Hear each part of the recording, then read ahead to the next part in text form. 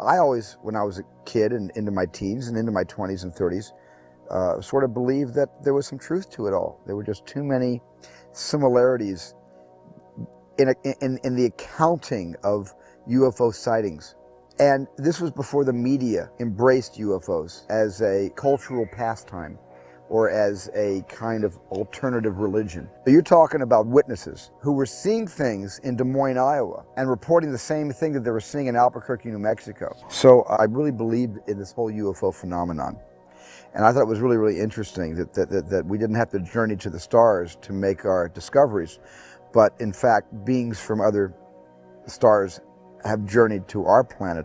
So one night, when I was a young child, I don't remember what age I was, but we were living in New Jersey, so I must have been around 5 or 6 years old.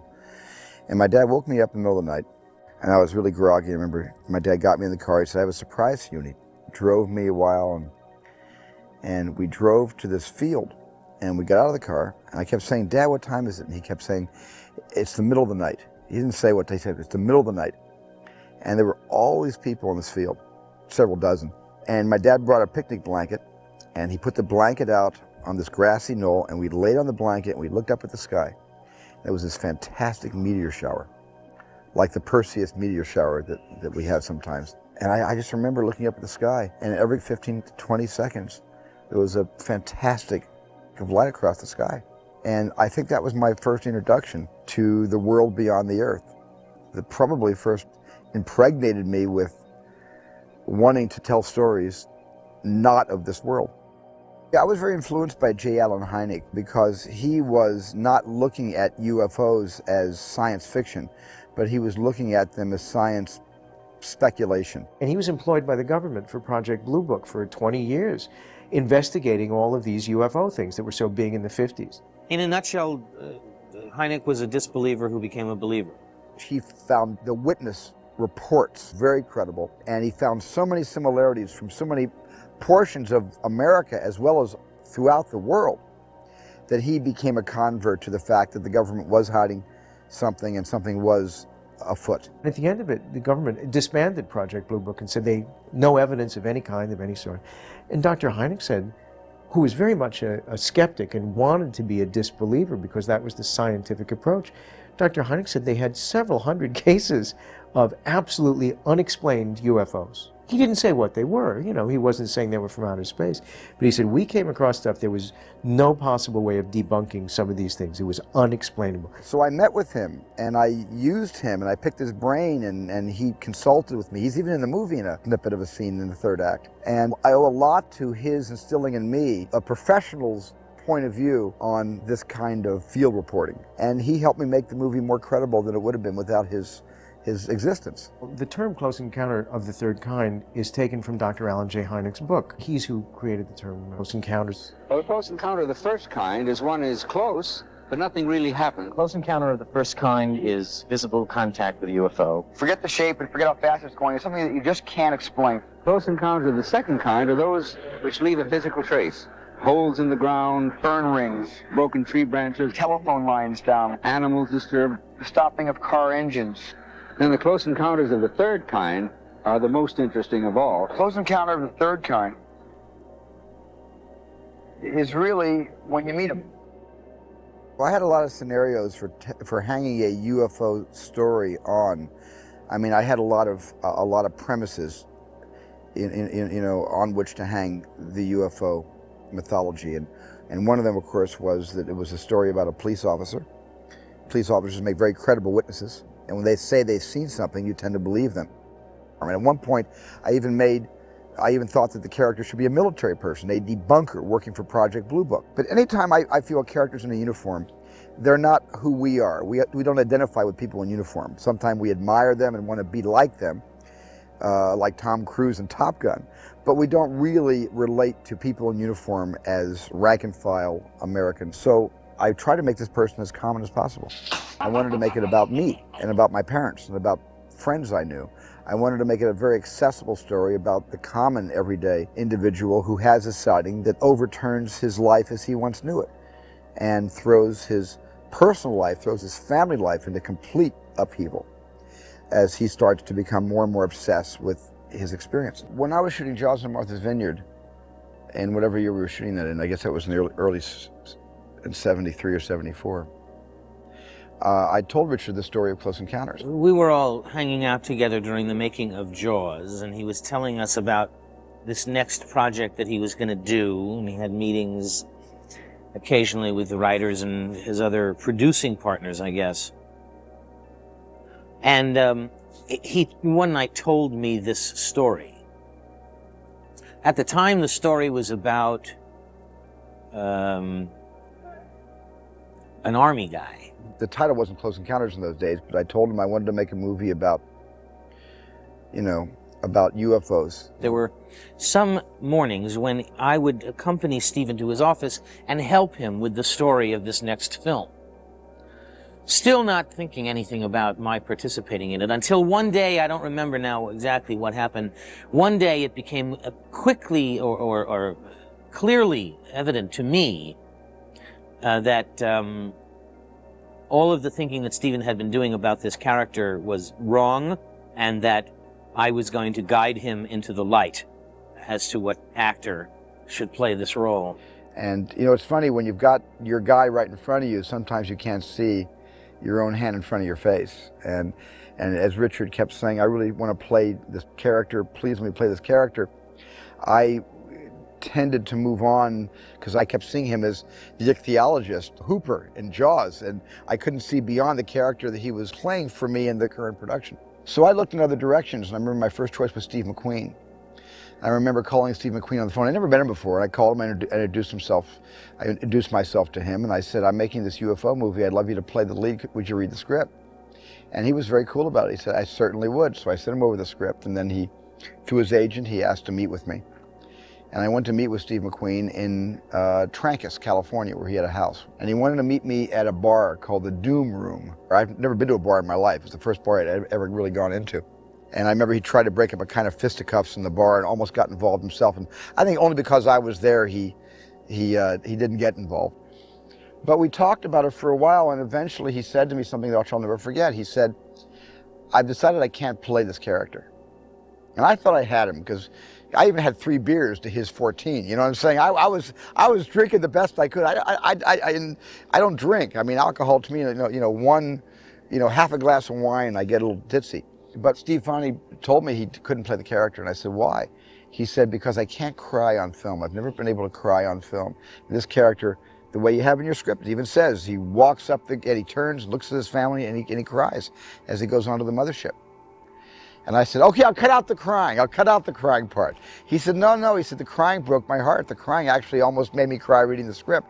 But he said, but once that camera's rolling, I don't think I'm going to be able to deliver the goods to you. And I respectfully have to, say I can't do it. And it broke my heart.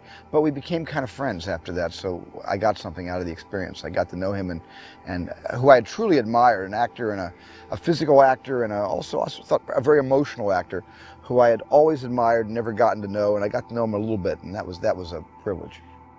So I went to Dustin Hoffman, he turned me down. I went to Al Pacino, I went to Gene Hackman, I went to a lot of actors who said no. I launched myself on this campaign of bad-mouthing every actor in Hollywood in order to get this part. When I knew that he was an everyman, when I knew that he was a family man and that he was not an insider but an outsider going through this experience, I really began this effort. And I would walk by Stephen's office and say things like, Al Pacino has no sense of humor, or Jack Nicholson's crazy, or whatever I had to say. I didn't care. I pretty much confided in him of the other actors I was talking to, and he told me they're either going to say no or they're wrong for the part. And on the day that I said to him, you need a child, that's what you need for this part, he looked up and he said, you got the part. And he knew that he did need someone who could be a child and yet a man. And I think that's really what persuaded him. But Richard was great for the part because Richard is every person. If I wanted to put myself in one of my own movies, I sort of go to Richard.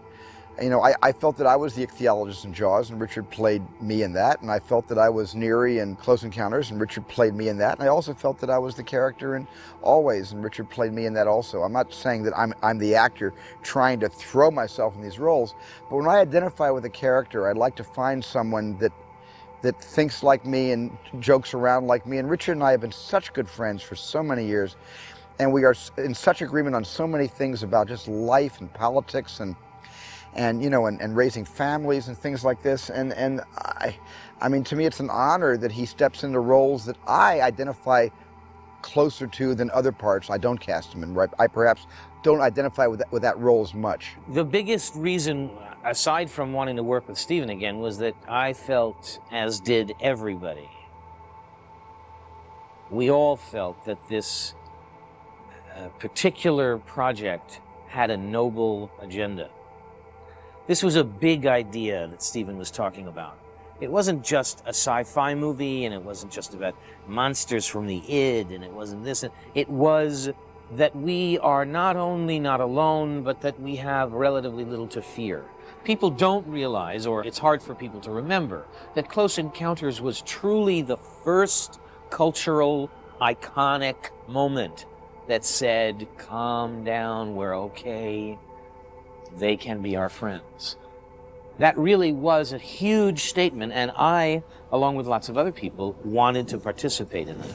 I was living in New York at the time, and I had a lot of commercials on television. And I'd also done Young Frankenstein and The Conversation, but I also had all these commercials that were on all the time. And I think Steven had seen me in a coffee commercial, and he said, that's the woman I want to play the wife. And then just based on that coffee commercial said, my God, there's an typical American suburban housewife. Let me put her in my movie. I had no idea that she was such a gifted actress and comedian. I had no idea. I just liked her in the commercial. She was full of these little quirky moments, in 30 seconds to sell coffee and also distinguish yourself as a complete personality and as your own personality. I thought that was amazing what she did with such economy, and I asked her to do the movie because of that. And when I read the script, I said, I love the script very much, and of course I want to play the other part. It's a much better part. He said, no, I want you to play the wife. I said, no. I mean, where I got this arrogance, I have no idea. So I said, well, you just think about it, Steven, because I think I'd be much better. Wait a minute, Steven, I've got an idea. Let me play both parts. I think I actually said that to him at one point, too. I had so many girlfriends at the time and relatives in my family that were married to men, and then they just lived their life through them, and they had a bunch of kids, and they ran the house, and they did all that stuff. I thought, well, I know who this woman is, and I can relate to it, and I'd like to try it. And I was attracted to work with Steven Spielberg just because he was such a great filmmaker, and I knew this was going to be a big movie. I wrote so many things about this character and what she did and where she did all day and what she thought of the neighbors and what she wore and what kind of shoes she wore. I just went nuts on Ronnie Neary. And then, none of it's on the screen except it's there in subliminal, but I did a lot of work for that part, especially when I got to Mobile, Alabama. I drove myself down to the mall, looked around, and pretended like I was shopping for furniture just to get myself into the mood of being, of course, I was this fast Hollywood actress, New York girl. I wasn't going to be doing this, so I had to get myself into it, and that's what I did. I went and tried to have the guy sell me a refrigerator or some furniture or a stove. Tell me what's good about this stove, and tell me what's good about this stove. And then I got to be like Ronnie Neary. That's the kind of stuff she would do. Just picking apart those little details as if they were important. That's the kind of person that Rick Dreyfuss's character was married to. And no wonder he was seeing UFOs. She was driving him crazy. I was down to 48 hours before needing whoever played that character in the first shot, and I could not cast it. Like most of my movies, I offered to 3 or 4 actresses, and they all turned me down. He had interviewed a lot of people and auditioned a lot of people for Gillian, and couldn't find her, and I guess Hal Ashby, the director, knew that he was doing this, and he just sent over a scene from a film he was editing that we had just made. Out of nowhere, I got a call from Hal Ashby, who said, I've just worked with a remarkable actress named Melinda Dillon, and I'd be happy to send over 2 reels of Bound for Glory in rough cut form. You can look at it and decide. And so he sent these reels over, and I saw them. And I'm talking, this is Thursday, and I'm shooting Monday. And I have not, and she works on Monday, and I have not cast this part yet. And we're thinking about turning the schedule around and pushing those scenes back, but we can't because we began shooting in Moorcroft, Wyoming, under Devil's Tower. But I wasn't desperate. I didn't cast her because I was shooting on Monday. Had she not blown me away, I would have, worked all weekend to find the right person, but she was the right person. I didn't read the script. I looked for my part in the script. I flipped through the script because I was told by my agent that it was a space movie. It was going to be spaceships, and I wasn't interested. So I looked through for my name, for her name, Jillian, and then I flipped to the back, and it said, Jillian's taking photos of the aliens. And that attracted me. And it should have clued me in that if I read anything, I was attracted to anything that I read, but I was too impatient. But that attracted me, and I decided, okay, I'll do this movie. When I was cast for Close Encounters, I was 3 years old. We were living outside of Atlanta, Georgia, Douglasville, Georgia, small suburb, about 20 minutes west outside of the city. And I was in a preschool class. And as it happened, Sherry Rhodes, who was the casting director for Close Encounters, had a niece in my kindergarten class or preschool class. And she came to pick up Jenny, saw me and said, that's the kid, gotta have him for this. So I fell into it. It was pure luck. I'd never had any acting lessons, never experienced, never did any commercials. Wasn't something my parents had even really thought of. And I remember, and this is probably my first memory, I was at home playing and the telephone rang and my mother answered it. And I remember saying, not the Columbia Pictures. And of course it was Columbia. They were trying to set up the screen test. Stephen had one whole day set aside to finally decide on the child. And it had come down to 2 little boys. It was Zach and there was Carrie. And Zach was this little kid who was, I guess, 3 years old, and he had already decided it's his world.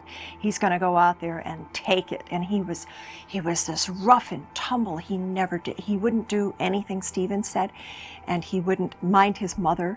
And I was crazy about him. I really liked Zach. And then Carrie was there, and Carrie was this. Everyone knows who Carrie is now, but he was this wondrous, quiet, soft, attentive, listening child. And he was just so amazing. I remember I was torn between both kids because they were so good. They were equally good, and I had to make a choice. And I was just drawn to Carrie. I was drawn to his... I was just something about Carrie that I liked, and I gave him the part. And he was wonderful. He was just a great experience to work with. Not a whole lot of people can say that they've been in a movie before they've ever even seen one. About halfway through Close Encounters, my parents said, hey, this kid's never seen a movie before. We kind of need to introduce him to the concept. So I saw my first films. It was a double feature of Bambi and Gus. I got my part in Close Encounters because I got a telephone call from a casting director who said that Steven Spielberg and Julia Phillips and Richard Dreyfuss had asked to see me to play the part of an interpreter. And I had to speak French. And they said, do you speak French? I said, I speak beautiful French. Now, of course, I hadn't spoken French since high school, and I did have a pretty good accent, but I really couldn't speak French at all. So I said to my agent, well, tell them I speak French, I'll learn or something. So I went into this appointment, and everybody was there, and they said, well, really, basically, you're going to be an interpreter, so you're going to have to say whatever they're saying in French, you translate into English, and then you'll translate it into French for whoever plays this part. That might be Truffaut, but they didn't know that François Truffaut was doing the movie, then they hoped he would. So they said, how's your French? And I said, well, il y avait beaucoup d'années depuis que j'ai parlé français, et si vous me donnez ce boulot, ce sera très difficile pour moi. But nobody in the room spoke French, so they assumed I spoke fluent French and said, great, you have the job. I didn't know he didn't speak French because he said, yes, I speak French. I think it's very important for actors to lie in interviews because it does get you parts, you know. But just don't lie about you can swim when you can't, because that wouldn't be smart. But I mean, it was an innocuous little white lie. He said he spoke fluent French, and he gave me a line of dialogue in French. I was so impressed. And I loved him in Midnight Cowboy and some other things he had done. He'd always played these kind of quirky parts. And yet I wanted him to play against type and to play a cartographer who also speaks French and is inducted into the governmental ranks to be Truffaut's interpreter. And I also saw a kind of kinship between Truffaut and Balaban. And when I put Balaban's picture on my little casting board next to Truffaut's, they almost looked like French partners and soulmates. My main reason for casting François, and it was a pipe dream. Everybody has their wish list. You know, you put the impossible dream at the top of the list and you work your way down to the more practical choices. And he was in the very top of my list, but mainly because I had seen him in Wild Child. And I felt he was such a tremendous human presence in that film. He just radiated so much compassion.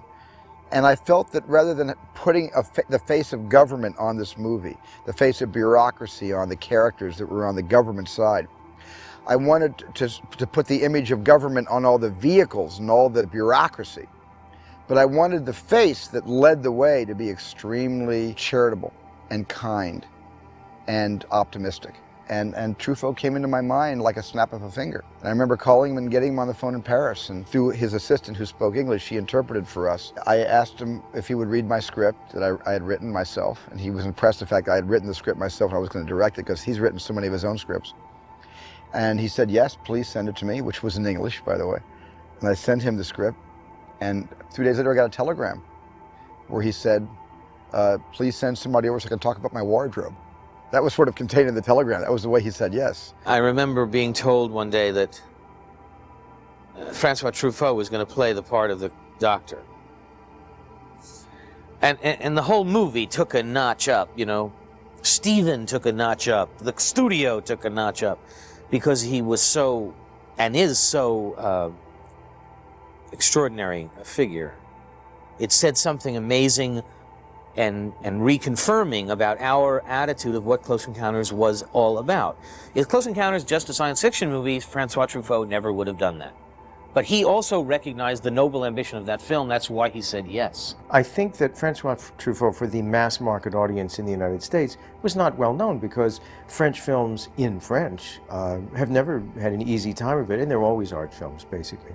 But the large number of people who did know who he was were in awe of him, basically, as was everybody on the movie. I mean, Richard certainly was, Dreyfuss, and I know when they all met him, they all would come to me and say, you know, like, we're scared, you know, what's happening? I said, he's really nice, guys, you know, don't be afraid. He doesn't speak English, so he's going to seem kind of stern and nervous, but it's just because he doesn't speak, but he really likes you all. And I was kind of like translating back and forth. He only thought and breathed and lived about films, Truffaut, and so that's everything that he talked about, the behavior on the set, what producers should and should not say to crew members, what this should happen, what that should. I mean, he had everything down in terms of movies, who did what. I know François Truffaut went up to Steven in the beginning of the movie and made it very clear.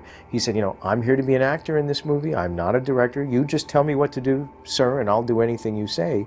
And it was completely like that during the movie. He loved the idea of working for Steven. He was so happy to be there because he had made Jaws, and this was such a great, energetic movie, and he had such great things to say about everybody. And he was completely in love with the cinema and filmmaking. He's just completely soaked in it. That's what his life was all about. I remember I was in when I was a dancer, in a very, very obscure movie called Red Line 7000. And I was telling him about it. He says, I know the movie. It was Howard Hawks' last movie. It had James Caan. It had so-and-so. He knew everybody in it. I was a singing waitress in it. I know the scene that you are in. It has a girl doing the fake French. It had He knew everything. He was steeped in it up to his eyeballs. I said, you know, don't you ever sleep, or do you just watch TV and movies all the time? I think that's what he did. François Truffaut was already famous for his admiration of children, and I was no exception. I remember him being very affectionate, just very kind and very loving. Some of the grown-ups on the set were frightened of him because of his stature, basically, but to kids, he was like, you know, children have that ability to just look at somebody and tell if they're friendly and if they're kid-friendly, and they knew right away, and he was like the Pied Piper. I'm not certain that 2001 inspired me more than that it intimidated me, because it was such a great movie. Of course, you know, one of the things that impressed me about 2001 were those amazing visual effects, and I got the list of everybody responsible for it, and of all the people whose names were credited, the one person who lived in Los Angeles was Doug Trouble. The rest of them were British. And Colin was in Los Angeles also. I remember Colin was one of the first people I ever met, Colin Cantwell, and Colin did the very, very first CGI test in history for Close Encounters, and actually on a computer generated 3 flying discs with lights flying across a football stadium, all computer generated. It might have been the first, for a movie, computer generated test ever done. And it was extraordinary, but it still wasn't up to both the artistry and the technology that the supercomputers at a much cheaper price were able to supply to Hollywood 15, 18 years later. So we were, I thought, really 18 years ahead of our time with Colin Cantwell and his opening tests. As Colin continued to dabble in the CGI world, Doug came on and just said, hey, look, let's get practical. We got to have to use models. And we're going to do it the old-fashioned way, but we're going to do it in a different way. We're going to use motion control. I said, what's motion control? He said, that will allow you to pan and tilt and dolly and still lock the effects in the frame exactly where you want them. I said, really? He said, yeah. And that impressed me. Historically in the movie business, it's been very hard to match the movement of the camera.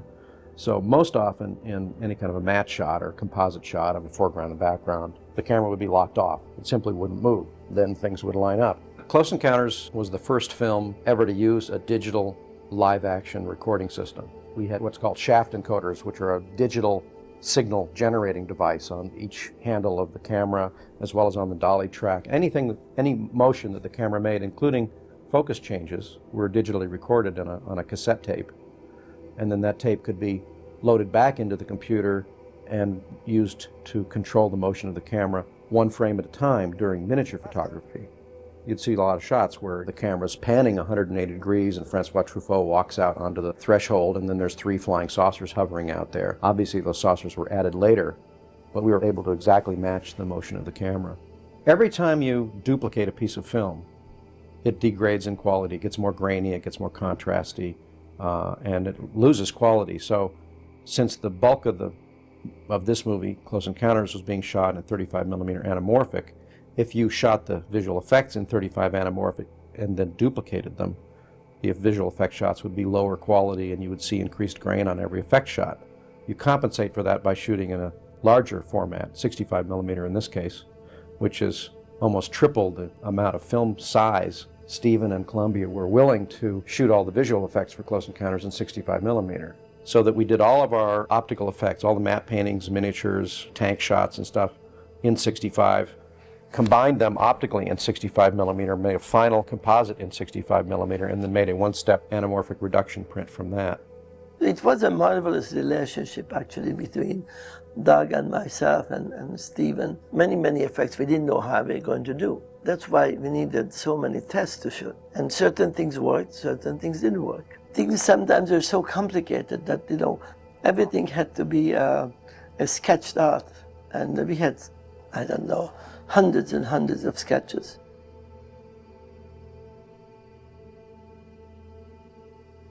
I was looking for a really super fine illustrator. So I called Dale Hennessy, who was a production designer. And I had known Dale for years and respected his work as an illustrator. And I said, gee, who would you recommend? And he says, well, there's a guy I just used. And he's sort of new to the business. His name is George Jensen. George is, not only does he draw beautifully, he thinks in detail and has great stories. And so he contributed so much and did a tremendous amount of storyboards. And just sketch after sketch. And when Stephen started to approve certain concepts, then George ended up doing them in color, which is sort of unusual. But trying to create that sort of light effect that Stephen was interested in. And so the color really helped to contribute to which direction we were going to in the mothership and lighting the sets, and it was just invaluable. It was almost to the day that Jaws was released that they put me on Close Encounters. And it was just a small picture, and Stephen wanted to start looking for this strange bit of topography, this pinnacle or whatever it was. So I started driving through the Badlands and the Devil's Tower, which was pretty amazing because I could see it off in the distance for like 25 miles. This actually, I believe, was the first national monument, but I had really never heard of it. And then I came back with photographs, and Stephen immediately said Devil's Tower was, hands down the best visual look. In my imagination, they had made this tremendous stadium on the other side of Devil's Tower. And I wanted the stadium to be like 1,000 feet long, maybe 1,500 feet long, and maybe even longer than that. It was almost like a runway for UFOs. And I kind of spitballed the entire ending of the movie based on the Joe Alves design of the base of operations or the landing zone. I wasn't looking to build the biggest set of all time. I just remember thinking, we can't shoot outside because if it rains, we're messed up. We can't shoot in the rain. So I began looking for the biggest indoor enclosure. Looked all over the world. We found one up in Tillamook, Oregon, and we all flew up there. And this thing was 300 feet wide and 900 feet long and about 90 feet high. And it would have worked fine, except Georgia Pacific had occupied a section of it, and it wasn't going to work in conjunction with their activity too well. In other words, they'd be having saws going while we were trying to shoot. And there were a lot of huge indoor enclosures where they built rocket ships and they built big 747s, but nothing that didn't have center dividers, spoiling that big openness. The only place in the world that was big enough for the set that did not have center dividers was on this disused Air Force base in Mobile, Alabama, where they used to make World War II blimps, dirigibles. Finally, someone came up with this place in Mobile, Alabama, which was 300 by 300. And it was fine. It wasn't big enough, but the doors opened up all the way, so we could extend it. We had to extend the back section of the set by building a huge scaffold, and the scaffold was about 8 stories high, and then we made this incredible large black background thing, which took like 4 months to make. And that was really the ideal place for us because it was big, and Joe could build his set there, and it looked really like the real location, actually. It was amazingly beautifully built. We had Devil's Tower, and we had an encampment there. We had sort of like a trailer city. So all these units would have to be in sort of module, movable kind of pods. And that's the design we came up with. They weren't actually modeled after anything, but we talked to the Houston people and said, what would you do if an alien ship would arrive? And what kind of equipment would you have? So we built these various modules, and we were able to rent a lot of equipment that went inside these little pods. Yeah. We were trying to come up with a visual image of musical notes. And we had talked about a large TV screen, but I was trying to work on a design that would take notes and colors and integrate them. So I made this big sort of rectangle, and we had like hundreds and hundreds of wires that went from the scoreboard, so to speak, to a piano. And then we had somebody off stage just playing these colors. And John came up with these brilliant notes. We pre-recorded some music for the mothership landing and the communication between the Earthlings and mothership with these musical signals.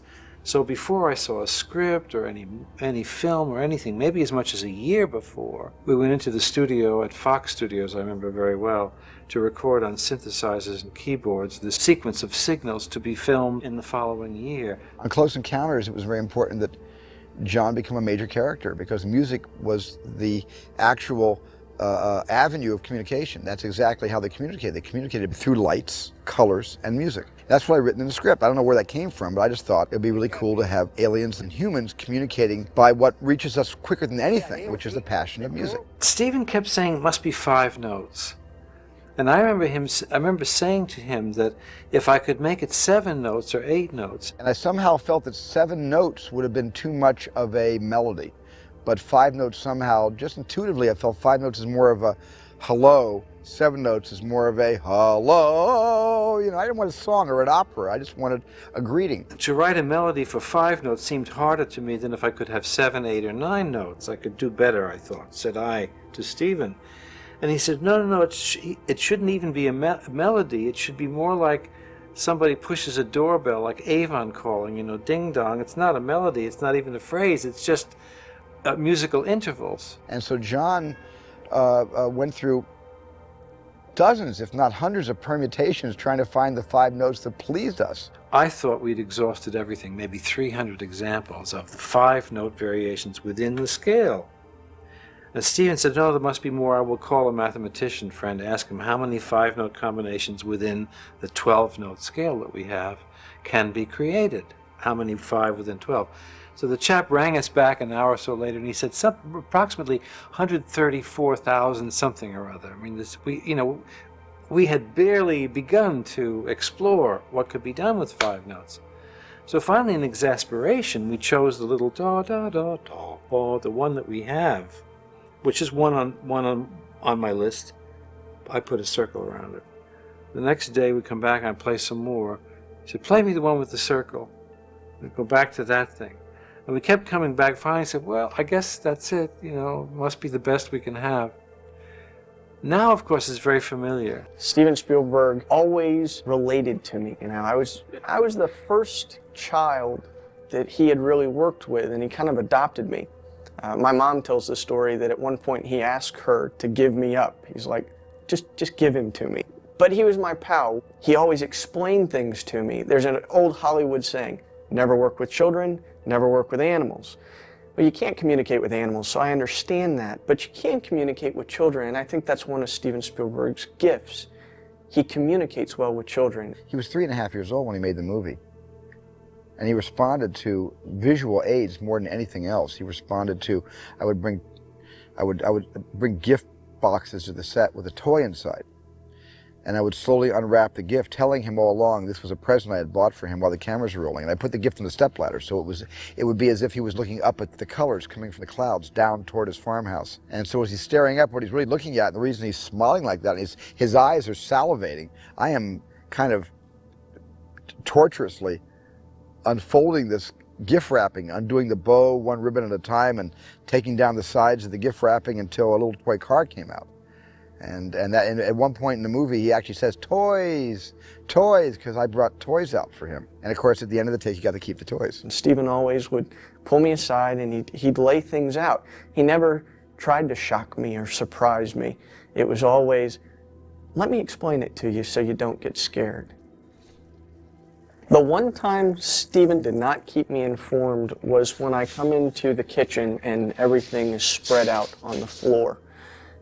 He had one of the guys on the crew wearing a gorilla outfit. And when I came around the corner, here's this gorilla. I dressed up our makeup man as a gorilla, and I dressed up another character as a clown, and I had them in big cardboard boxes. So when he came into the room, I didn't tell him, I just said, you have to come in and stop right on the line. He almost looks down at his mark, actually, when he comes in, because he was so obsessed with stopping on the line. And he stops. Then I unveiled the clown. At first he was scared for it, but he looked at it and began to slowly smile. And then I signaled for the box to be taken off of the gorilla. And he took a step back and he gets completely, and then I whispered, take off your head. And the makeup man took off his head, and Teri saw that his friend, the makeup man, was inside the gorilla suit, and then the smile erupted. And that's one take, you can't do that twice. After the whole gorilla affair, that's what I'll call it since I was scared by it, it became sort of a joke, and there's a picture of me wearing the gorilla head. And of course it gives you some idea just how small a child I was. A normal-sized man could wear this head and it would look all right, but the gorilla head came down, to my chest. It just swallowed me. Roy Arbogast was what you would call a physical effects supervisor on Close Encounters. He was really in charge of any physical thing that needed smoke, pyrotechnics, physical movement. If there was a train signal that had to swing back and forth, or the truck had to flip upside down, Roy would be in charge of rigging all of those things. Roy was great. And I remember Dreyfuss is in his pickup truck, and he sees his spaceship. And then things start to fly all over the place. So we thought, how in the heck can we create that? And then we're thinking it was somewhat the idea of Fred Astaire dancing on the ceiling. Well, he just locked the car to a gimbal and turned the car over. That's it. That's it. It was really very simple. The camera locked off, and it looked like I was floating and expanding, and pencils were flying by. What you would see is somebody flying around like they're in this cage, but what the camera saw was always constant. It was movie making at its best because it was really very simple, and yet it was an awesome effect. We had to build the road because we needed to have total light control. Fortunately, there was another hangar next door to this hangar that we had. So we built a road and we could open the doors so the person could drive through the set at 45, 50 miles an hour. I wanted to do my own stunts really, really bad. The scene where the truck almost hits me, I really desperately wanted to be the boy that had to be tackled and over into the ditch there. And at the last moment, they put in a stunt double for that particular scene. My nephew Justin played my son. That was a lot of fun and taught me a lot because I was, in a sense, a bad parent. I don't believe parents should let their kids do such things as act in movies, and I encouraged it with Justin, and as soon as it happened, I thought this was a mistake for him and for us. He had a ball. He had a great time.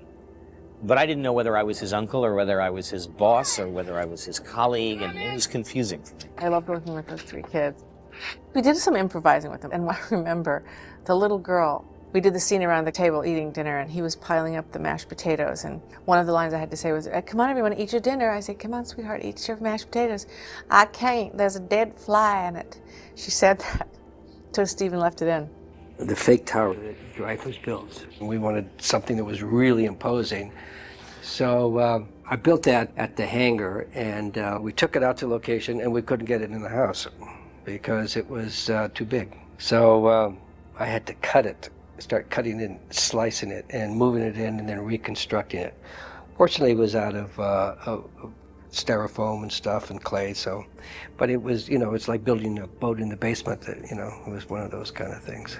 The scene in the kitchen, it was a hot, rainy, muggy, humid day in Alabama, and we were all soaked. We were just inside that house it was stifling. So Stephen said, "Well, we're not going to do a rehearsal for this. I'm just going to show you where to stand, and I've already showed Barry when it wasn't so hot earlier this morning how to go through that door." Stephen had taken me aside and explained that the kitchen was going to go crazy, so I knew what was going to happen. So we went in, and he says, "Action," and the kitchen fell apart. The whole kitchen blew up. The knives, that's what scared me so much. There were knives, and they were flying all over the room, and I was petrified. I started screaming. I was so scared that the baby was going to get hit with this stuff. When she was holding me and we're doing the scene and the kitchen's going crazy and the vacuum cleaner, everything's just crazy, and she's hysterical, I'm thinking to myself, well, Steven Spielberg probably didn't pull Melinda aside and tell her what's going on, so this is really funny to me. I remember thinking, maybe I should tell her that it's all just a joke. A lot of folks ask about the doggy door. They want to know, wasn't that really scary? All the lights going crazy. And I tell them no, because my real mom was on the other side pulling me through. Close Encounters had lots of merchandise come out. One of the things were bubblegum cards. And in one of the bubblegum cards, you can see my mother's arm. I've always said that's part of her 15 minutes of fame. What was Jillian doing from the time the baby is kidnapped to when we see her in the motel room? Well, Stephen had asked me, would your parents be open to being in this movie? My parents live in Kansas. My parents lived in the middle of Kansas. And he said, because I think Jillian goes home and is there with her mother and father. And I was so thrilled with that idea because I thought I could talk my folks into it. And he said we would just shoot it right in their house. We'll just go right in. And I'm saying, can my little sister be in it too? And he's saying, yes, the whole family. And then it didn't happen. Probably there was financially or something. It was just a move off to Kansas for a couple of days. But in my head, that's where I went to figure out what to do next because she was so crazed and so obsessed with that mountain. I had this huge set, like the biggest set ever built inside a structure, a football field wide and a football field and a half long. So François is there. And I keep thinking, I got this great director, he's going to tell me what a great set I have, right? Nothing. Weeks go by, and we become friends, and we talk, and we've been to parties together, and no mention of this set. So Stephen comes up with this idea that Jillian is traveling away looking for Devil's Tower, and she stops in a little motel, like in Tucson or someplace. And this was like a quick idea. We had to get this done real quick. So within a couple days, I designed this set and built this set. It was like something I would do for television. And François walks in and he says, "Now this is a set."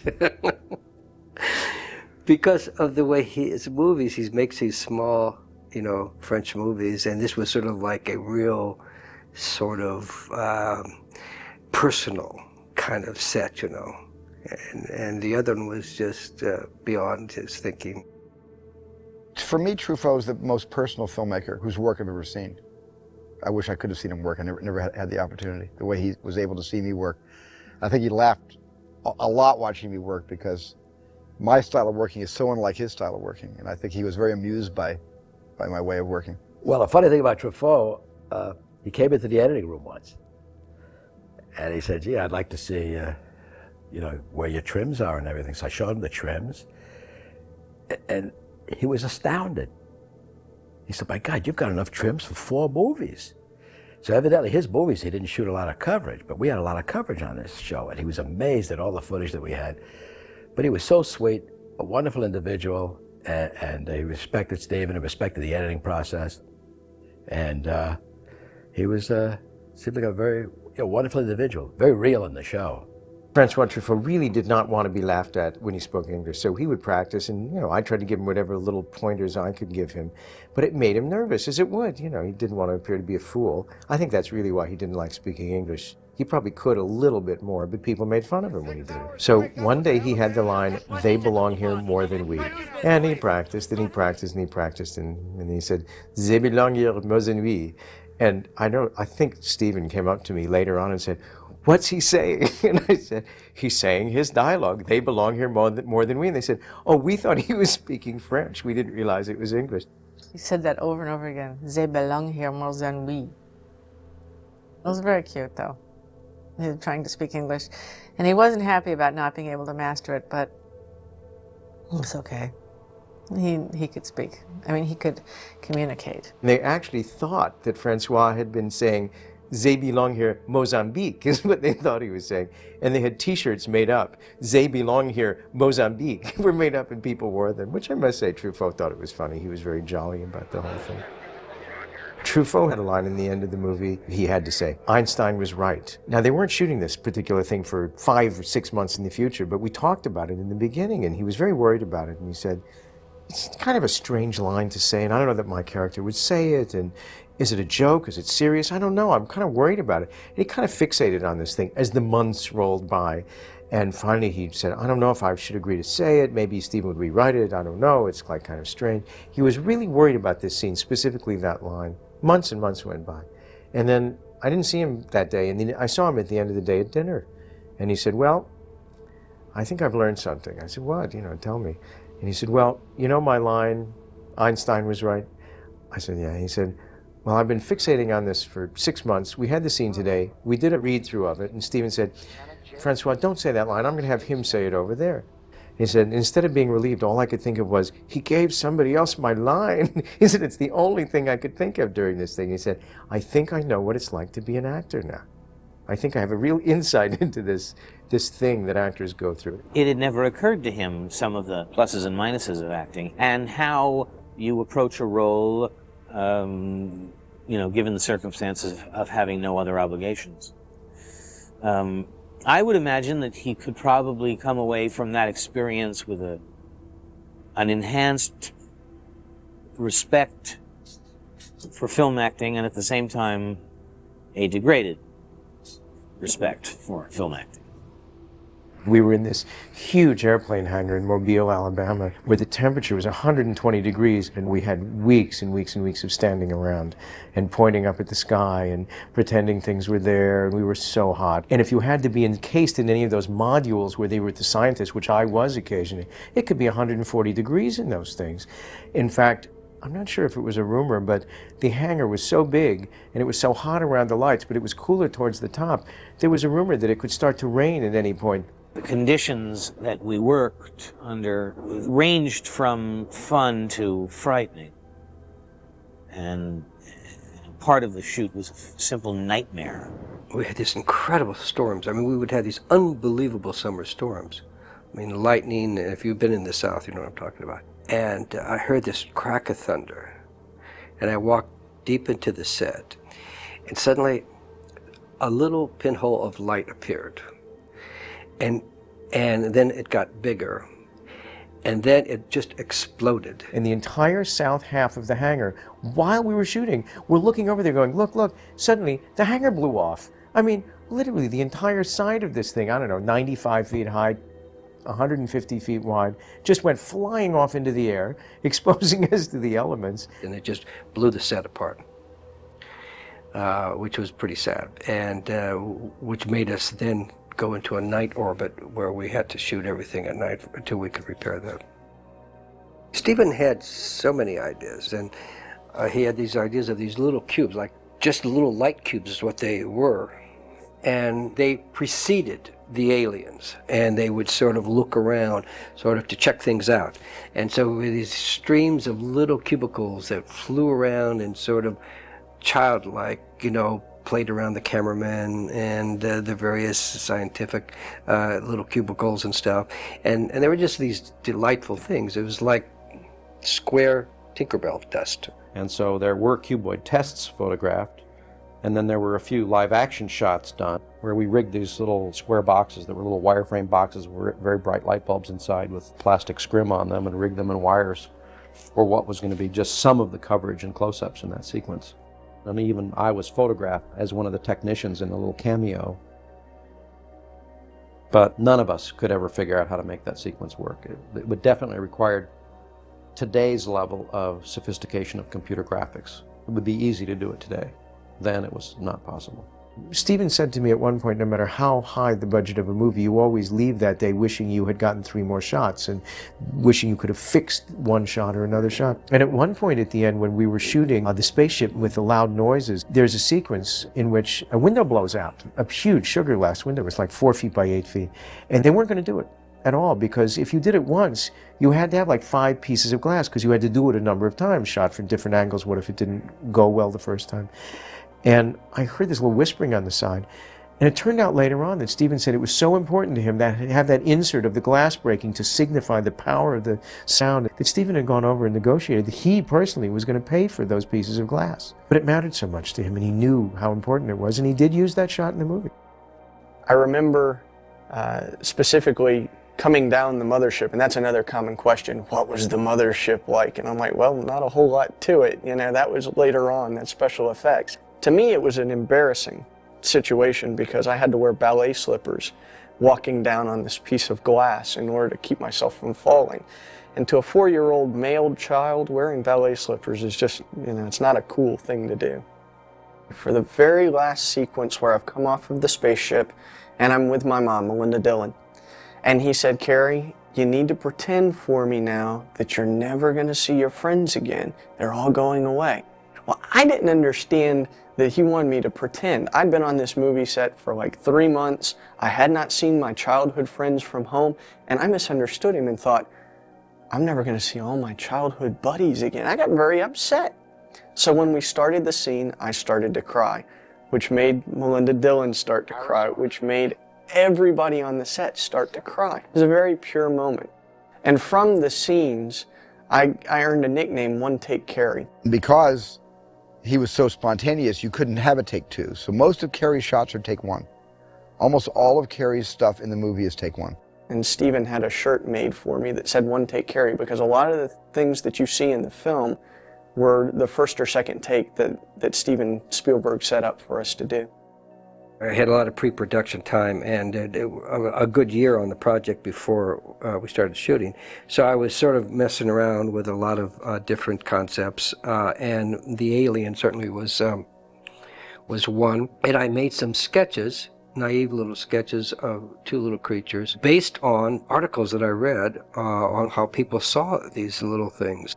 I wanted the aliens to look like aliens. I did not want the aliens to look like people in costumes. So my first idea was to get an orangutan and dress the orangutan up in an ET suit and let the ET behave almost simian-like.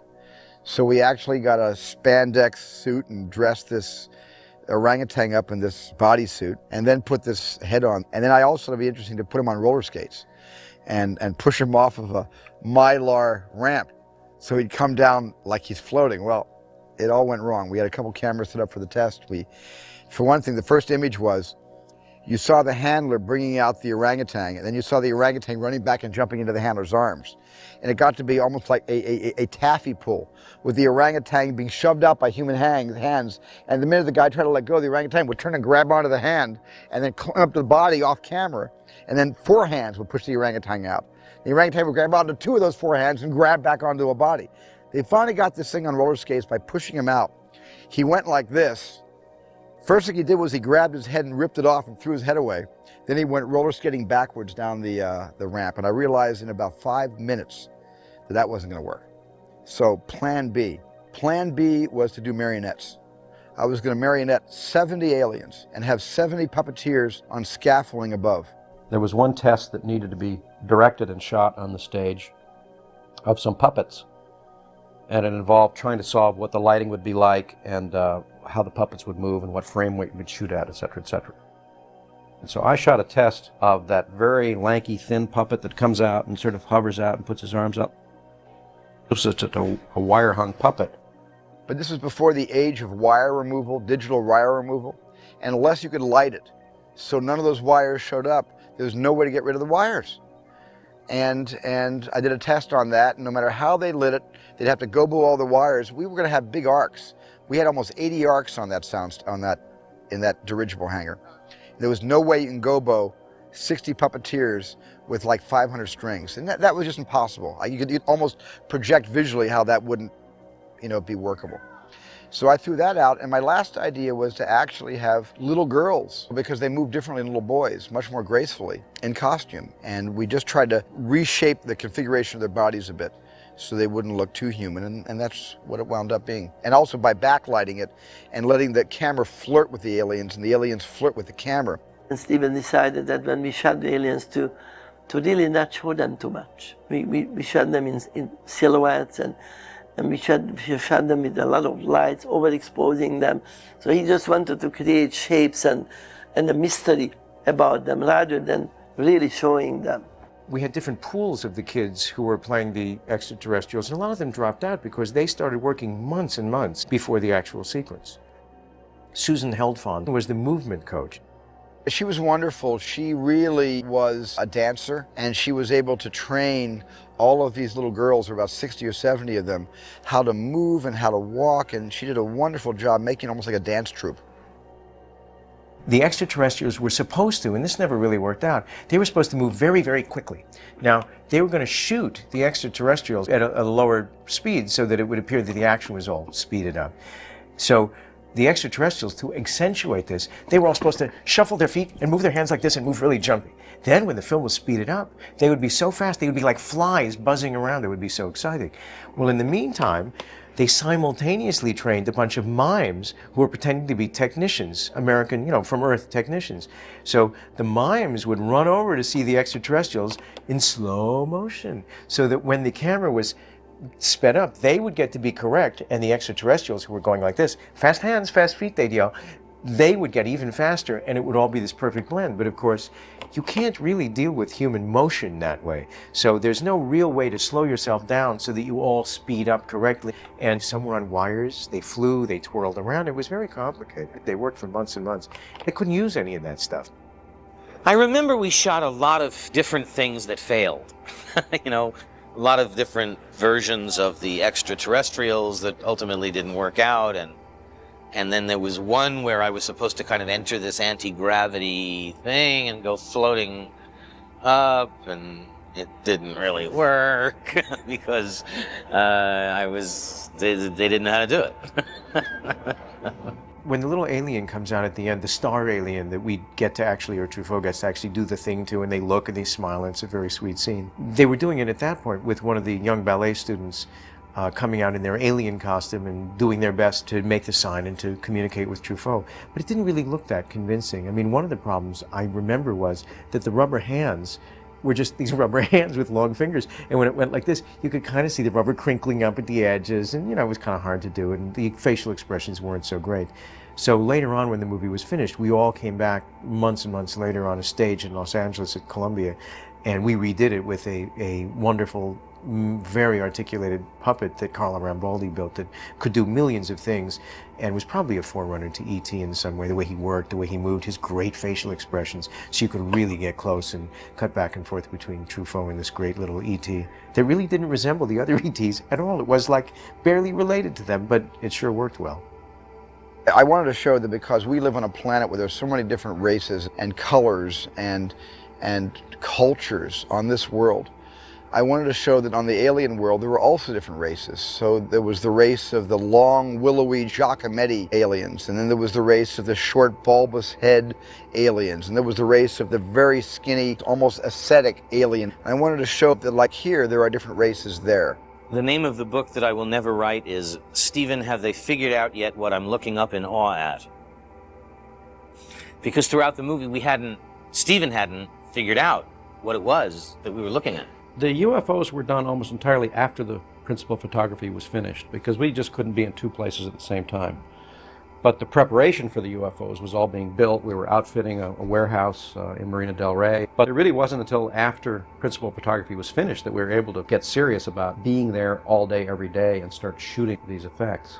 Some of the early tests, which were performed prior to my arrival on the film and sort of during my first few weeks on the film, were trying out flying saucers and motherships out on location, actually building a physical model, lighting it up, shooting it in smoke and moving it, and trying to take a live action approach to the effects. And one of the funniest rigs was on the mountaintop set when the flying saucers were to fly over with Rick and Melinda there right on the street. Roy Arbogast had built this huge steel rig with big arc lights on it and par lights and all kinds of bright, vivid lights on this metal rig that was hung from a cable on a crane.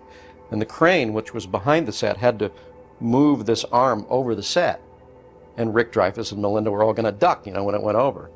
The trouble was the crane operator couldn't see them because it was on the other side of the set and the crane was reaching way over and it was actually abandoned. So we shot those scenes with a 65mm camera. We had an off-camera arc light that would pass a pool of light past them and they'd all look at, some non-existent thing fly by.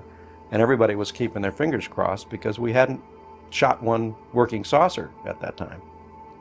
It was all for post-production. I think at the time when we started, pretty much everybody on the film who had anything to do with design or production design had certainly seen a lot of purported photographs of flying saucers. Everybody knew they were supposed to be a disc, and they were supposed to have a little bubble on the top or whatever. And there was kind of a 50s mindset about what a flying saucer would look like, and that's where we all started. And as soon as you could see that on film, you could see that it was a disappointing effect. Stephen had this idea that the UFOs were trying to kind of emulate things that they saw on Earth to make us happy or make us feel comfortable. And so one of the UFOs we built was golden arches that looked like a McDonald's sign. And it was an ellipsoidal-shaped UFO that was like one of the single arches. But when two of them flew together and sort of converged for a minute, you'd see this kind of McDonald's logo fly by. There was another logo that was kind of a trapezoid-shaped thing that when two of them lined up, it became a chevron logo for Standard Oil. And there was a globe, a round orange 76 sign that was never quite a 76 sign, but it was an orange spherical UFO. Those, I think, were a little over the top and were never finished and not put in the film. And I think it was only until then, and Stephen saying, what if it just sort of looked like a 747 coming straight at you with its landing lights on, and you can't really see the fuselage, but you see these bright lights in your face. It's sort of like a plane landing at LAX. And we said, that sounds good, we'll try that. And that idea of Stephen's sort of led to the smoke room. And the smoke room was really an idea of how to create a miniature atmosphere. Because if you saw a plane flying toward you at night with big beams of light coming out of it, you have to have some way of making that beam of light show up in the atmosphere. We built this completely black velvet room that was about 60 feet long and about 30 feet across and 20 feet high, with a kind of a closed air conditioning system that would circulate air in the room. And in the air circulation system was a smoke-making machine that would inject smoke into the room. The room was completely surrounded by fans that would circulate the air completely evenly throughout the room. It turned out that the exact shape of the UFO was not very important. Just some very simple conical or curved or sort of hamburger-shaped plastic object. But on that object would be mounted various shapes of very bright lights or pieces of bent neon or a combination of lights inside through holes. And if we wanted the beams of light, we'd shoot an exposure in smoke, and that would create beams of light. But if we wanted a very bright lens flare, which is a different effect of sort of a ring, a halo of light around the UFO that's occurring in the camera lens, we'd shoot that without smoke. So those would be two different exposures. And sometimes a UFO would be made up of 7 different types of exposures at different levels and different colors. But there are other objects in the film that are strange objects, like you'll see a UFO sort of tumbles over the top of the camera. It's an oxygen mask. It's just a rubber oxygen mask that we put a bunch of lights on because it was kind of a weird abstract shape. And there's a UFO that looks like a truck that flies by. So there were objects in the film that are a little more obliquely presented, and you don't interpret them literally, quite like a McDonald's sign. The first thing about the clouds is that was Stephen's idea, that clouds were a kind of a hiding place for UFOs. And it was written into the screenplay that we would expect these kind of cloud effects, and the clouds would build up out of nothing, or the mothership would emerge out of clouds, or the UFOs would emerge out of clouds. And we wanted to start experimenting with injecting some kind of white paint into water to create these clouds.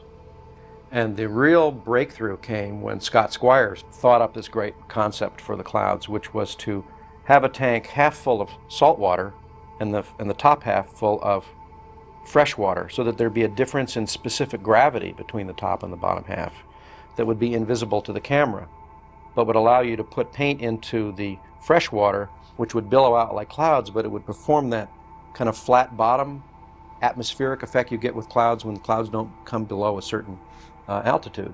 And I personally manipulated all the arrival of the clouds and the spraying of this paint into the tank. So we'd get about 1 shot a day, maybe 2 shots a day sometimes. Very laborious process. Normally, a star field is little white dots on a black background which are photographed on an animation stand. That film would be shot up probably on color negative and be developed, and they'd make it interpositive, and they'd go through different steps, and that would go to the optical department. And those big white dots, they just look like big white dots. They don't look like stars. It's because they're duped and they start getting bigger. They start looking like basketballs. It's very tricky to do a realistic sky background. So the technique that we used for Close Encounters, which I don't know if it's ever been done before or since, was to make a standard kind of star background, little white dots on a shiny black paper. This is so that there's the maximum amount of contrast. And the star backgrounds were not photographed and then optically duped. It was all the original animation. And so we would composite a shot in the optical printer of all the different elements of the foreground, the background, expose the matte painting on, expose the UFOs on, and then take that piece of negative before it was developed and put it on the animation stand and put the stars on as an original, unduplicated exposure, sometimes with traveling mats, because foreground people had to move in front of the stars. But this allowed very high quality stars that went right to the final composite negative of the film, which made the stars look much crisper, brighter. As far as building the miniature Devil's Tower, Douglas Trumbull gave me some photographs of the actual one, and if anybody has seen the real Devil's Tower, they'll know it's a lot taller than it is wider. So he wanted the actual shooting model to be more into the film format, so it's actually squished down a little bit. So what I took was an afternoon and just drew basically a blueprint of what the mountain would look like in the format he wanted, and he approved that. And we get a big block of what we commonly call green death. It's like florist foam, and I spent like 2 days carving that, and once it was approved by everybody, we made a quick mold and did a couple of plaster casts. This is a casting off the mold, so it's actually the size that was used in the film, so you got an idea how big the actual setup was with the Devil's Tower miniature and a 4-foot, 5-foot foreground miniature of a landscape. Richard Urasich was my partner in the company doing visual effects for this film. And we were also working with Richard's brother, Matthew Urasich, who was doing all the matte paintings. There were paintings throughout the film. In Melinda Dillon and Carrie Guffey's backyard, there was just part of a building and some ground, but the rest of the skyline and distant trees were painted in.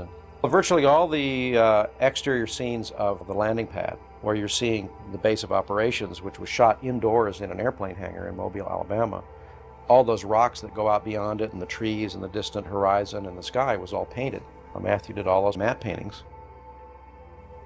When I wrote the script, I had envisioned the mothership was the same color as the black sky.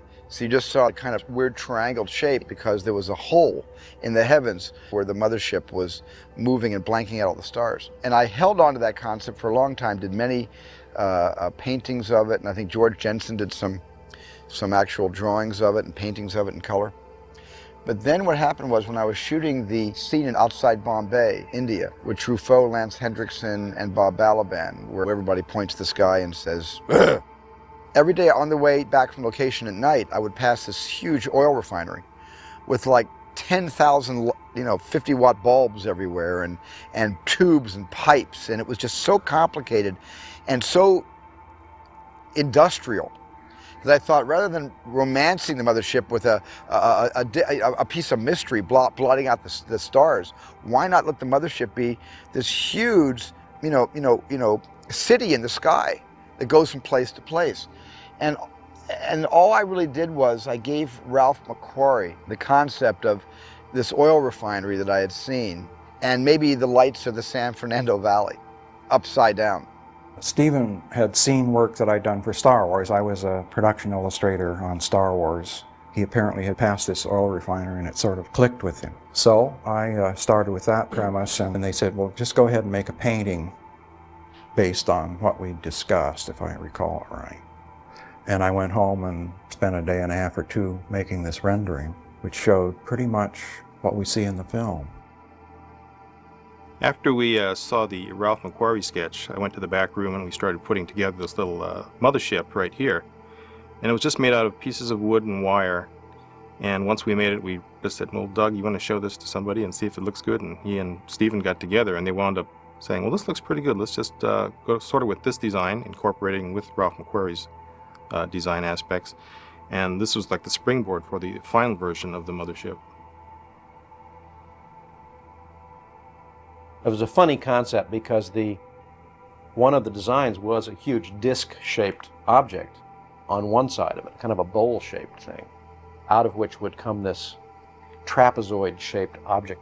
And in fact, that shape was like a huge breast and nipple, which everybody thought, well, that's the mothership for sure. That's the sort of subliminal image behind that giant descending breast. The top of it was these series of towers that were kind of a composite of the idea of an oil refinery with a lot of ducts and tubes, but it was also subliminally kind of trying to suggest scale by looking like New York skyscrapers. The tubes had lots of little holes drilled in them and neon lights that were all specially bent by a neon artist named Larry Albright. Larry Albright has been doing lots of very exotic neon over the past 20 years or so.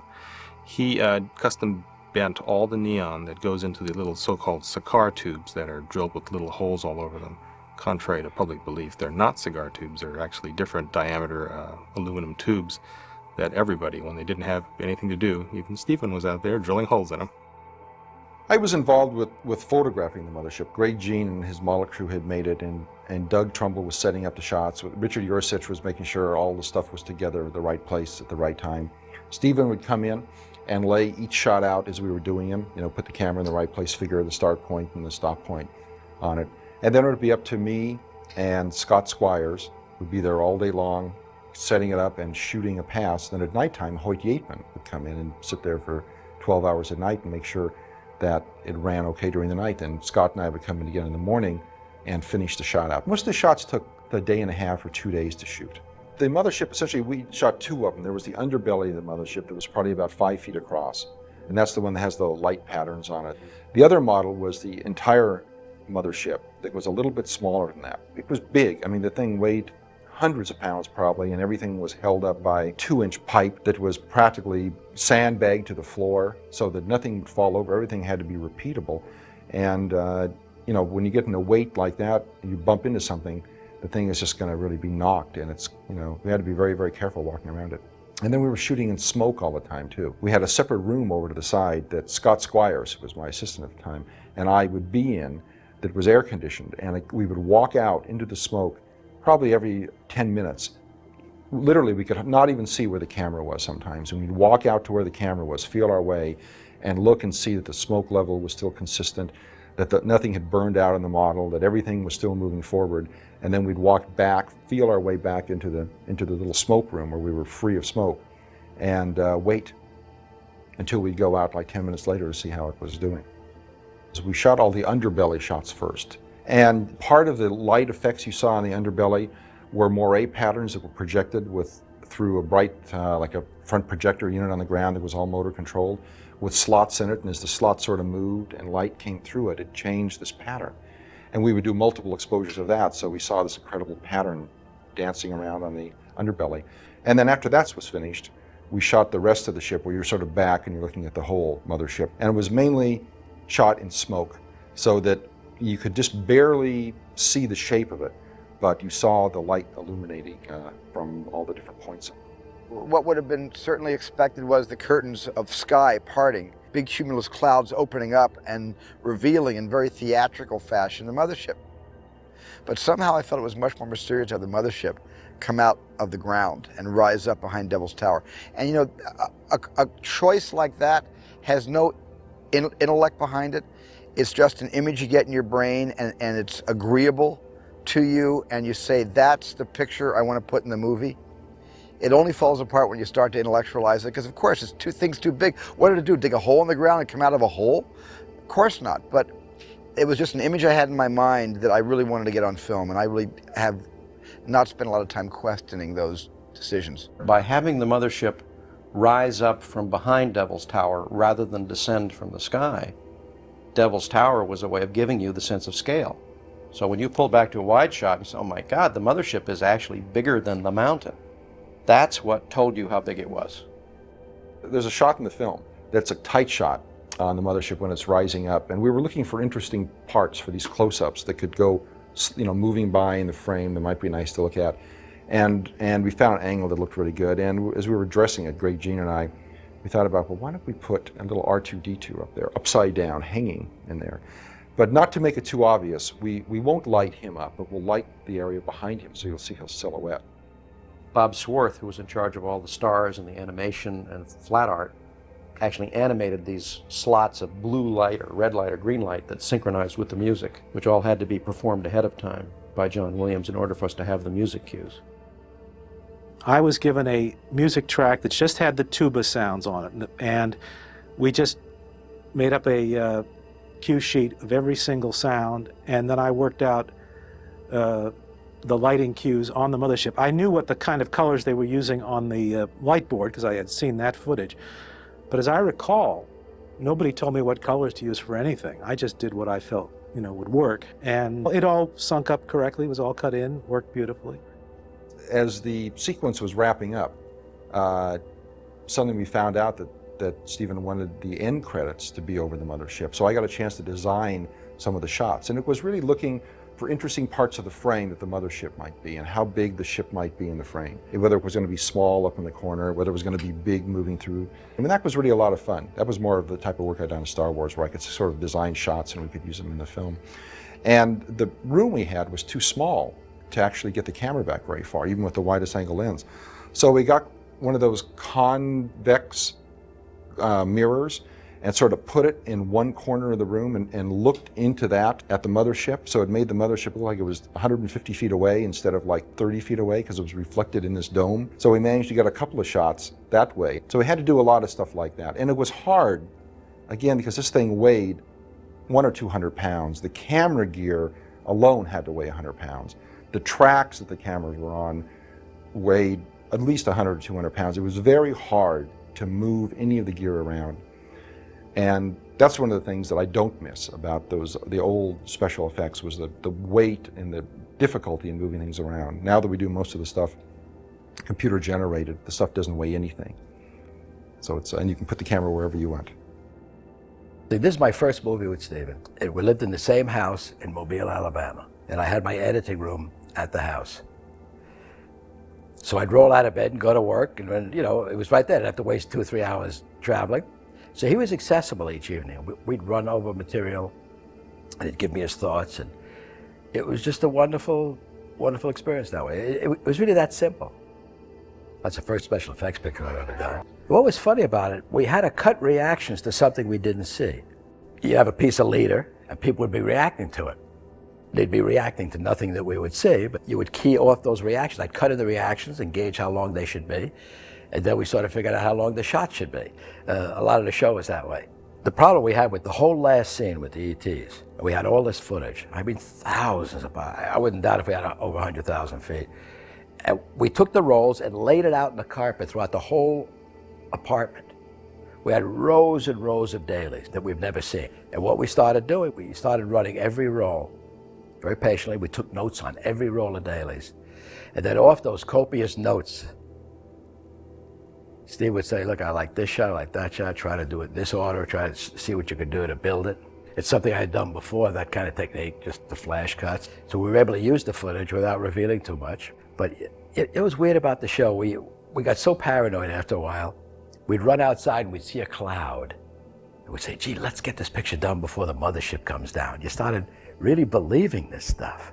You know, the whole film was cut together. And when I looked at the cut, I realized that I was about 5-6 scenes too short.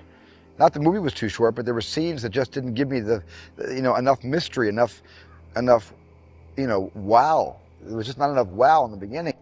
Instead of Mike on, Mike, I've underwritten the screenplay. I got to write 6 more scenes.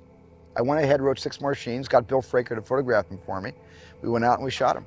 Originally in my first script, I had written that Truffaut's character goes up the Amazon and finds, through thick jungle growth, almost like those kind of crop rings, crop circles.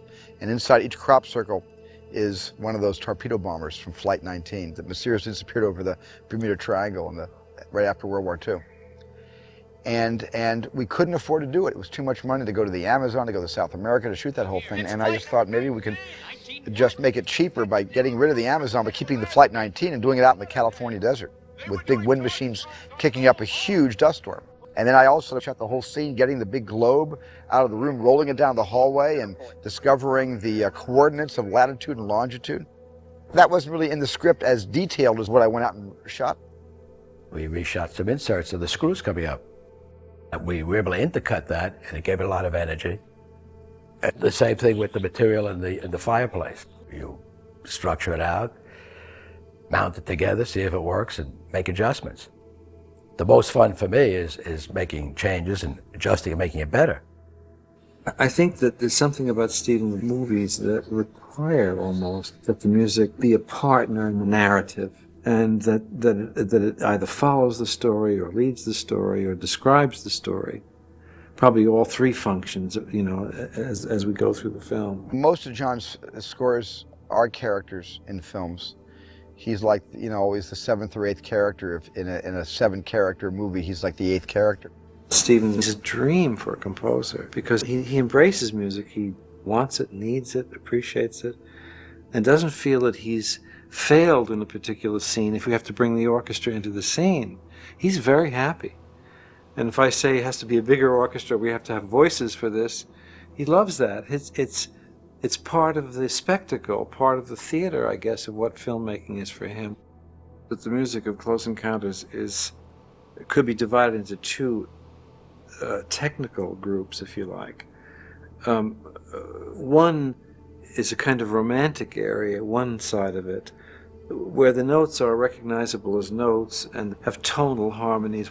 And the other part of the music, which would be non-tonal, which we're familiar with in this part of the century now, where there's no tonal relationship from phrase to phrase, note to note. It's a kind of chaos.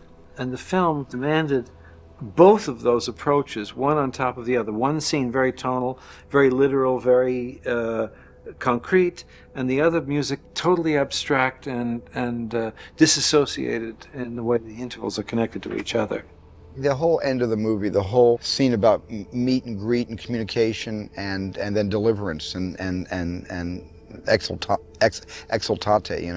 all that is such a great symphony that John has written. It was almost an opera, just a wonderful emotional opera with a little bit of When You Wish Upon a Star disguised inside some of the notes. And just a beautiful, it's one of my favorite scores that John's ever written. I was trying to get Columbia to let me finish the movie the way I wanted it to be finished, but they were having big financial problems in 1977, and they needed the film to come out during Christmas, and I was hoping to come out the following summer, because I couldn't make Christmas, but they kept insisting, not only must you make Christmas, because our whole company is at stake, we're all counting on this film, you have to make November, so I had no choice. After the film's success, I went back to Columbia a year and a half later, said, now let me finish the film the way I had always intended to. I want to recut certain scenes, and I want to shoot a few more sequences. And then they said to me, we'll give you the money, it was about $1.5 million to do that, for the reissue, if you show the inside of the mothership. Give us something we can hang a campaign on. And so I compromised and had Richard Dreyfuss walking inside the mothership, which I never should have done, because that should have always been kept a mystery, the inside of that ship. Steven, he wanted to have a way of showing that there were a lot of aliens inside the spaceship. And so we created one shot, which we called the alien wall. And basically we made hundreds of little alien figures that were about an inch tall. And these were all mounted on little rods and things. And so they could kind of slowly move back and forth. And we photographed them at different rates of speed, just so you'd get the impression that there were thousands of little figures hovering in there. For the special edition, Steven added a number of scenes. The first scene being the freighter Cotopaxi, which was lost some time ago. The model we actually got did not look like the Cotopaxi, but it was more dramatic looking. And we took that out to Death Valley. Outer Mongolia is where we were going to shoot that, and instead we ended up outside of Los Angeles, 150 miles. It was easier that way. And the way they did the ship in the desert was the way they used to shoot the movie Darby O'Gill and the Little People. And they did some forced perspective shots where they took the actors and stuck them a quarter mile away on the edge of this mountain coming down, and the way it was photographed, it looked like they were coming right up to it. There was this tiny little ship way in the foreground, and we were in the background, and there was no mat work and no blue screen and no computer-generated graphics. It was just a little ship and big people in the distance, and it looked fine. There was a scene in the original production where Dreyfuss is driving the truck, and in the sky there's a little light following him. It's a very subtle point. In the special edition, they added that shot where the big shadow goes over the truck. Well, there was always a scene I liked. I loved the shower scene. We put that in. I was sorry we lost that in the first one, so we were able to get that in. 20 years later, I look at my movie and I see a lot of naivete, and I see my youth, and I see my blind optimism, and I see how I've changed. I see how I'm a little less optimistic the older I get, only because I'm dealing with 7 children in a very practical world, with practical decisions and things that have to be done on time. I'm now a movie producer as well as a director, whereas in 1975 or 76, I was just a director, and I was much more idealistic then. So I look at Close Encounters and I see a very sweet, idealistic odyssey about a man who gives up everything in pursuit of his dreams or his obsession. In 1997, I would never have made Close Encounters the way I made it in 1977, because I have a family that I would never leave. I would never drive my family out of house and home and build a papier-mâché mountain in the den and then further leave them to get on a spaceship, perhaps never to return to them. I mean, that was just the privileges of youth. And it was when I see Close Encounters, it's the one film I see that dates me, that I really look back and see who I was 20 years ago compared to who I am now.